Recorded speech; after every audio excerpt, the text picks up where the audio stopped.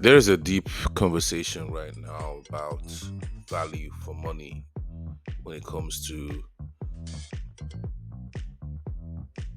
quote unquote luxury developments in Lekki, on the island, whatever, what have you. Right? It's a big issue because as a developer, Facibus housing, what we concern ourselves with is how best to provide value for money when someone is giving you upwards of, at least in on the island, right? I'd consider luxury anything above, just because of the,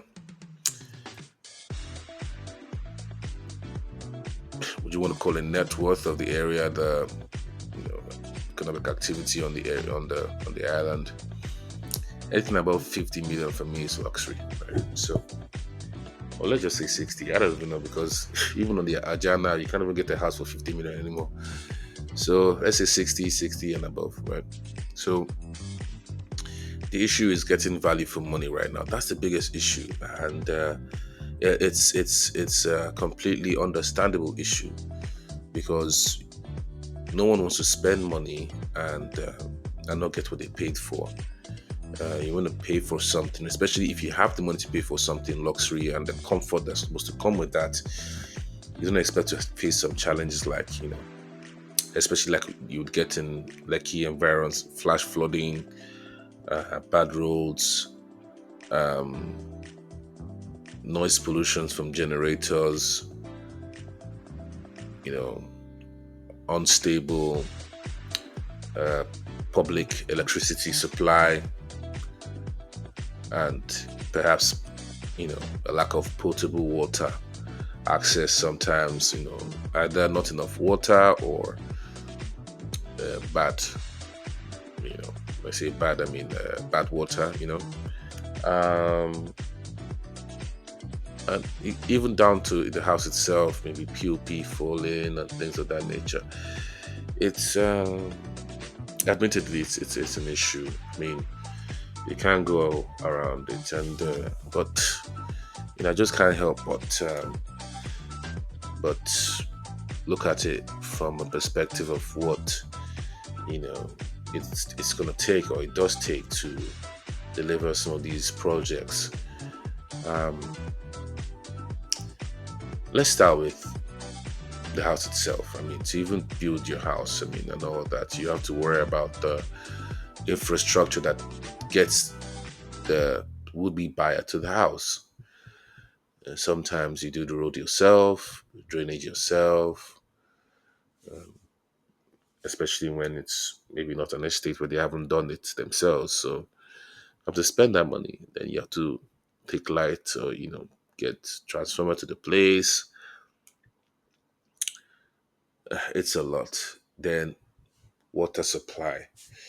And water supply on the island is, well, not the supply, but the quality of the water is terrible. And sometimes the money that's being charged isn't enough to actually provide the service that's being rendered. That's one of the things with service provision. It's very, very difficult. Uh, you're almost having to decide what sword to die on. You know, where do you want to cut the costs? Because if you don't have it a bit more affordable, people might not buy it. It's it's very difficult to strike the balance.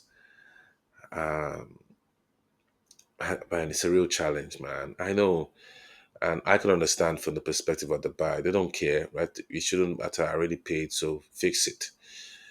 But I could direct you to many a case of litigation, courts and all that about some of these issues. And sometimes it just comes down to what everyone has to face, just in the kind of economy and the kind of country that we're in, and the challenges even the government is facing. The government cannot construct every drainage everywhere. Look at the coastal road. It's just been, well, it's been in the books for 20 something years. I think Bola Ahmed Tinubu had a dream about it. That's the current president, His Excellency Bola Ahmed Tinubu, GCFR. So there's just many issues, and how do you decide which one to you know attack, and then it depends on the area you're buying into. So oftentimes the place that has the best infrastructure is very costly. Like in some estates, you can't just do a normal, like let's say you want a potable water, right? You can just do a normal, fiber filtration system, and or maybe add with that adding chemicals into a separate tank. You can't even just do that. After doing that in some estates, especially for Mikate, even Ikota and all that, you still need to go and do reverse osmosis again. That is very costly. And sometimes these systems fail because that's even another issue. Uh, to replace is something like reverse osmosis is very expensive to replace, right? So you have to then go back, buy a new one, and then the developer is like, well, I didn't actually account for this, and then you see all these issues online and people showing stuff. I mean, you could go on and on. Is it your issues of standard of materials? That's another thing. The standard of position in Nigeria is not robust enough. It's not robust enough. There any kind of materials are in the market, so sometimes you can, whoever's buying the materials, especially the development company, could make a mistake and buy the wrong one, and then yeah, it's very very difficult, man. But look, it's one of those things in the industry that we have to deal with. But what's important whenever there's any challenge is accountability, I think. And if there's any maintenance issues from a developer's perspective, making sure okay, I attend to them.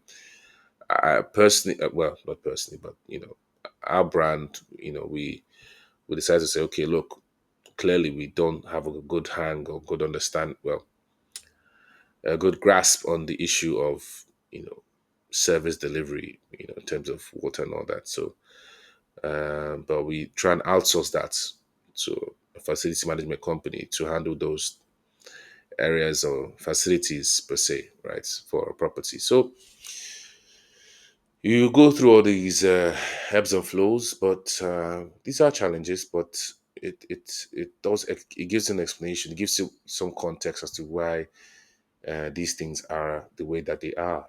What I just say to people is the challenges being as they are, it takes people to face them and to overcome them, and it is a collective effort from the developers, from the agents, from the government, from the buyers, sellers, everyone to address these issues. And let's take it easy. Life is too short. So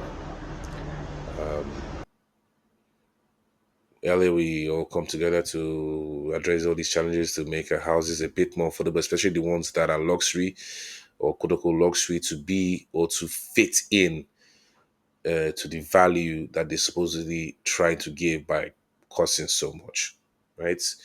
It's difficult, but these are the things that kind of, when you talk about affordability, you have to consider, okay, affordability to what extent, right? Especially in a house that's supposedly luxury, is it really affordable? Because for me, I think about affordability like, okay, I got something good because it's affordable.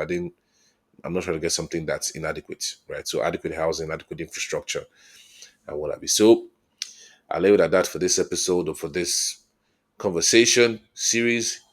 Let me know what you think, guys. And yeah, this has been